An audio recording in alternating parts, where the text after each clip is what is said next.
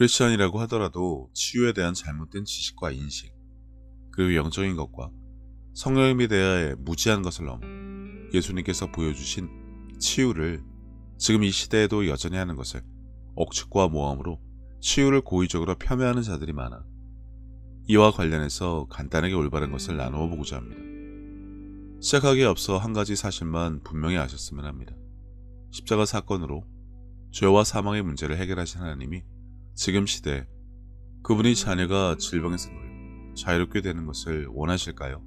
아니면 여전히 죄 지은 사람을 질병으로 치고 계실까요? 그날에 많은 사람이 나더러 이르되 주여 주여 우리가 주의 이름으로 선지자 노릇하며 주의 이름으로 귀신을 쫓아내며 주의 이름으로 많은 권능을 행하지 아니하였나이까 하리. 그때 내가 그들에게 밝히 말하되 내가 너희를 도무지 알지 못하니 불법을 행하는 자들아 내게서 떠나가라 하리라. 모함하는 자들은 주로 이 구절을 인용해서 당시 선지자 노릇을 한 자들이 했던 것들을 지금 시대에 치유하시는 분들과 동일한 것으로 단정하고 사단이 보낸 거짓 선지자들로 낙인 찍어 치유를 폄훼하려고 혈안이 되어 있는데 올바른 지식만 가지고 있으면 될 일입니다. 이 구절에 대한 이해를 돕기 위해 잘 아시는 백부장 이야기에서 말씀하신 다음 구절을 보도록 하겠습니다. 또 너희에게 이르되 동서로부터 많은 사람이 이르러 아브라함과 이삭과 야곱과 함께 천국에 앉으려니와 그 나라의 본 자손들은 바깥 어두운 데 쫓겨나 거기서 울며 이를 갈게 되리라. 백부장의 믿음을 놀라워하시며 따르던 무리에게 하신 말씀인데 동서로부터라 하신 것은 백부장과 같이 수많은 이방인도 복음을 듣고 구원받아 훗날 천국에 갈 기회를 얻게 될 자들이 사방에서 몰려올 것이지만 정작 선택받았으나 예수님을 믿거나 사랑하기는커녕 오히려 죽이려 들고 배척한 이스라엘 백성들에 대한 경고를 볼 수 있습니다. 그들이 묻되 우리가 어떻게 하여야 하나님의 일을 하오리까? 예수께서 대답하여 이르시되 하나님께서 보내신 이를 믿는 것이 하나님의 일이니라 하시니. 추가로 이 구절에서 보면 그들이 하지 않은 것이 무엇인지 구체적으로 알 수 있는데 하나님의 일이란 그분이 보내신 예수님을 믿는 것이라 하셨지만 정작 그분을 믿지 않고 사랑하지 않는 자, 그러면서 단지 하나님의 일만을 했다고 주장하는 자들, 그분의 아들을 사랑하지 않는 자들에 대해 하나님의 엄중한 경고로 그들은 바깥 어두운 데 쫓겨나 거기서 울며 이를 갈게 될 것이라 하신 것입니다. 그리고 하나님도 예수님과 마찬가지로 그들을 전혀 모른다고 하실 것입니다. 예수께서 대답하시되 내가 너희에게 말하였으되 믿지 아니하는도다. 내가 내 아버지의 이름으로 행하는 일들이 나를 증거하는 것이거늘 너희가 내 양이 아니므로 믿지 아니하는도다. 내 양은 내 음성을 들으며 나는 그들을 알며 그들은 나를 따르니라. 우리가 알아야 할 것은 선지자 노릇한 그들의 정체가 누구이든지 간에 예수님께서 왜 도무지 알지 못하니 떠나라고 하신 이유입니다. 그들은 예수님의 양이 아니었기 때문입니다. 그리고 예수님이 하시는 일들은 하나님의 이름으로 행하는 것이기 때문에 치유가 사단이 보낸 거짓 선지자가 하는 일로 단정짓는다는 것은 이 땅에서 치유하신 예수님을 사단이 보낸 거짓 선지자로 낙인 찍는 그야말로 신성모독을 하는 것입니다. 주께서 이르시되 이 백성이 입으로는 나를 가까이하며 입술로는 나를 공경하나 그들의 마음은 내게서 멀리 떠났으나니 그들이 나를 경외함은 사람의 계명으로 가르침을 받았을 뿐이라. 예수님이 이 구절에서 알지 못한다고 하신 이들은 우당인지 주술사인지 어디서 뭘 듣고 와서 귀신을 쫓고 선지자 노릇을 했는지 모르겠지만 예수님의 제자도 그분이 따로 보내신 이들도 아닙니다. 게다가 그들의 마음에는 예수님에 대한 믿음, 겉으로는 하나님만을 경외하는 듯 보이나 정작 그분이 보내신 아들을 믿거나 인정하거나 그분에 대한 사랑이 없는 자를 말하는 것입니다. 성경 원문을 좀 보자면 예수님이 언급하신 기노스코라는 단어는 알게 되다, 인식하다, 인지하다를 의미합니다. 마태복음 7장에서 어떤 추종자들은 예수님을 사랑하지도 그리고 믿지도 않았으면 물론 그분이 누구신지 제대로 인식하지 못했고 자신의 죄 많은 마음을 알지도 그리고 알려고도 하지 않았습니다. 그러다 정작 심판을 받게 될 때에는 어떻게든 살아보려고 이렇게 발버둥을 친다는 것입니다.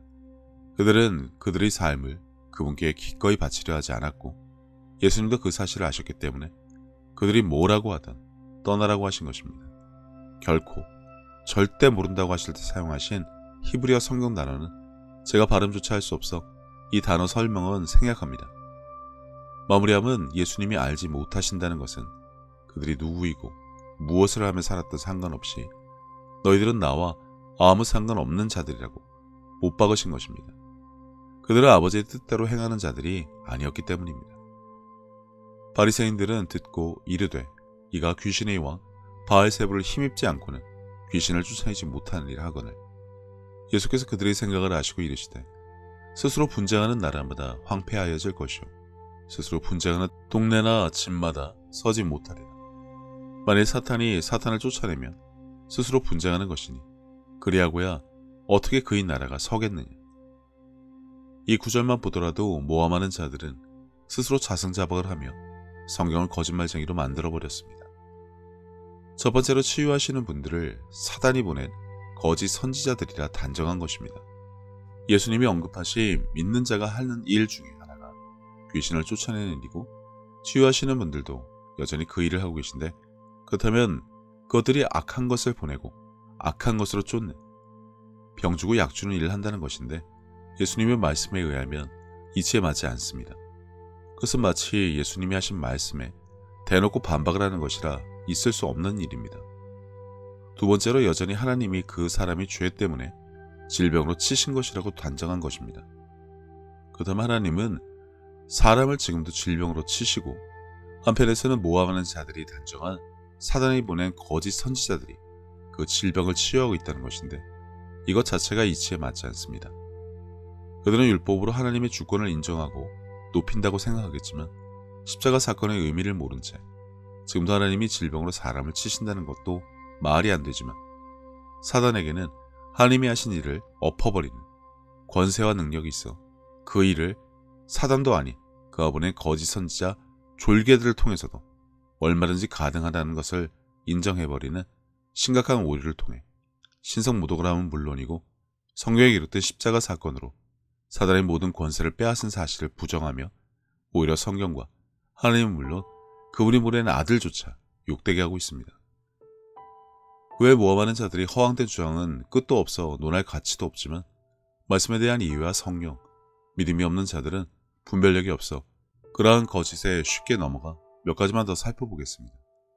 치유는 은사가 아닙니다. 성령께서 하시는 것이지 사람에게 은사를 주고 그 사람으로 하여금 치유하게 한다는 것은 치유에 대한 기본 상식도 없는 자의 억측일 뿐입니다. 믿는 자는 부활을 믿는 자고 제자만 가능하다고 하는데 크리스천은 다 부활을 믿습니다. 그리고 예수님이 믿는 자의 표적에 언급하신 치유를 제자에게만 국한된다는데 새 방언을 말하고 뱀을 짚고 독을 마시는 것은 제자만 가능할까요? 지금 방언만 하더라도 얼마나 많은 분들이 합니까? 물론 여태 방언에 대한 이해조차 없어 하지 않고 해도 하면 안 된다고 말리는 교회가 있는 판에 허접하기 그지없는 모함하는 자들이 설치는 것은 전혀 이상하지 않습니다. 그 외 진짜 치유가 필요한 사람은 못 고친다고 하는데 진짜 필요한 사람의 기준은 뭔가요? 모함하는 자들의 주장을 보면 우물한 개구리들 뿐이라 뻔한 억지만 부리는데 치유받은 분들이 얼마나 다양한지 그들은 찾아볼 능력조차 없습니다. 그냥 억지만 부리죠. 그냥 그러려니 합니다. 그냥 하나님의 긍휼하심을 입어 죄사함을 받고 치유의 감 떨어지기를 기다리다가 죽을지 성령 충만하신 분의 도움을 받아 병원에서도 포기한 자들이 건강을 되찾고 하나님께 영광 올리는 삶을 사는데 거기에 합류할지 올바른 결정만 하면 될 일입니다. 예수님이 부활하신 십자가 사건으로 하나님의 뜻대로 죄와 사망의 문제는 이미 영적으로 해결되었습니다. 그래서 모함하는 자들이 주장이 모순인 게 예수님이 십자가 사건으로 죄의 문제가 다 해결되었으니 구약에서 하나님이 죄 때문에 사람을 칠 때 사용하신 질병은 이 땅에서 당연히 사라졌어야 하는데 아직도 질병은 있습니다. 그들의 주장대로라면 예수님이 십자가에 달려 부활하셨음에도 불구하고 죄의 문제가 여전히 해결되지 않았다는 소리밖에는 안 되는데 이건 십자가 사건을 부정하는 것과 같습니다. 이어 반대로 십자가 사건으로 죄의 문제가 해결되었으나 부지불식간에 무지함이나 잘못된 식습관 그리고 스트레스 등등 셀 수 없는 이유로 인해 세상에서 질병에 걸린 자들이 있으니 성령 충만한 자가 그들을 치유하고 그들이 치유받는 건 당연한 것입니다. 예수님이 하신 일을 그대로 하고 있기 때문이죠. 질병에서 놓여 자유롭게 되는 것이 십자가 사건 이후에 하나님이 원하시는 것, 그분의 뜻이란 것은 명백한 사실입니다. 그러니 사람을 시험조차 하지 않으시는 하나님이 여전히 질병으로 사람을 치신다는 것은 억지일 뿐입니다. 치유는 성령님의 도움으로 믿는 자라면 누구나 할 수 있습니다. 스스로도 말기암 치유가 가능했다는 여자 집사님도 계시고, 성령 충만하신 분들의 도움으로 치유를 받고 지금도 열심히 말씀대로 살며 하나님께 영광 올리는 삶을 사는 분들은 셀 수 없이 많습니다. 하다못해 치유는 성령 충만이 반에도 못 미치는 저를 통해서도 하시는 일이십니다. 그러나 저는 모함하는 자들이 말하는 사단이 보낸 거짓 선지자가 아니라 하나님의 자녀이고 하나님의 기뻐하시는 뜻을 따라 주는 그리스도시고 하나님의 아들이심을 믿는 자입니다. 마귀는 속이고 죽이고 빼앗는 자이니 치유에 대한 올바른 인식을 갖고 예수님이 말씀하신 그분이 하신 일도 하는 일이 일상이 되는 삶이 되시기를 바랍니다. 먼저 그의 나라와 의를 구하라고 하셨습니다. 치유를 통해 하나님 나라의 확장을 하는 일도 당연히 우리가 할 일로 아시고 올바른 지식을 가지면 됩니다. 안타까운 일이지만 한국에 크리스찬 1000만이 있다고 합니다만 종파만 수십 개에 매일 싸움질이고 지난 10년 사이 교회와 성도는 기하급수적으로 줄어들고 크리스찬들은 아무런 관심이 없는지 국민청원은 늘 숫자가 부족해 퀴어 축제도 아니고 퀴어 문화축제가 해마다 보란듯이 열려 치유를 모함하는 자들부터 하나님이 미워하시고 가증스럽게 여기는 자들이 제 세상 만난 데 설치고 있습니다. 하지만 가라지는 추수 때 처리하시겠다고 하시고 소돔과 같은 도시도 의인 10명만 있었어도 건질 수 있었으니 아직 한국에는 희망이 있어 보입니다. 믿음으로 구원받고 하나님께 의롭다 칭함을 받는 사람들 중에 성령 충만하여 여전히 이 땅에서 예수님이 하신 것과 똑같은 치유를 하는 분들이 그것보다는 훨씬 더 많으니 말입니다. 예수님께서는 내 마음을 다하고 목숨을 다하고 뜻을 다하고 힘을 다하여 주 너의 하나님을 사랑하라 하신 것이요. 둘째는 이것이니 내 이웃을 내 자신과 같이 사랑하나보다 더 큰 계명은 없다고 하셨습니다. 생각해보면 믿는 사람들은 이미 하나님께 받은 것이 너무나 많은 것을 아는 자들입니다. 예수님을 통해 죄사함과 구원을 받은 것부터 시작해서 살아 숨을 쉴 수 있는 공기와 바람, 맑고 푸른 하늘과 마실 물, 그리고 땅과 그 위와 아래의 많은 것들, 이미 오래전부터 내 주변에 있어 왔으니 당연한 것으로 여기며 우리는 여전히 값없이 공짜로 받아 그것들이 감사함을 잊고 살기는 했지만 그런 것 말고도 하나님으로부터 받은 사랑과 평안에 대해 생각하자면 끝이 없습니다. 하지만 사람은 하나님으로부터 받은 그 많은 은혜를 갚을 방법이 없습니다. 그래서 하나님께서는 내 이웃을 내 몸같이 사랑하는 것으로 그것을 대신 갚으라고 하신 것인지도 모릅니다. 그리고 지극히 작은 자에게 한 것이 곧 하나님께 한 것이라고 하셨으니 그분의 은혜를 알고 그분을 닮아가는 삶을 살아가야 한다면 지금 내가 살아가는 삶의 방향이 하나님과 나의 이웃을 사랑하는 올바른 길 위에 있는 것인지 한 번쯤 점검해 봐야 하지 않나 싶습니다. 이와 같이 하나님의 뜻, 그분이 기뻐하실 일이 무엇인지 알고 내게 주어진 소명을 다하기 위해 끊임없이 힘쓰고 노력하는 것도 크리스찬들이 마땅히 해야 할 일이 아닐까라는 생각을 해봅니다. 이제는 세상 유행에 따라 요동치던 내 마음을 모두 내려놓고 혼자서 하나님의 뜻을 헤아리는 시간을 가져보시기를 권해봅니다. 하나님은 세상 모든 사람들을 사랑하십니다. 그렇기 때문에 당신이 사랑받기에 마땅한 사람인 것처럼 당신의 가족도 이웃도 그분에게는 마찬가지로 소중한 자녀들입니다. 당신이 어려운 상황을 겪었을 때 하나님께서 당신의 삶에 관여하실 수 있도록 마음의 문을 열고 그분을 신뢰하며 동행하는 삶을 살아왔듯이 이제 당신도 다른 사람들에게 먼저 다가가서 손을 내미는 귀한 삶이 되어주시기를 바랍니다. 예수님께서 주신 새 계명, 서로 사랑하라. 저도 늘 제 자리에서 최선을 다하여 섬기고 사랑하며 살도록 하겠습니다.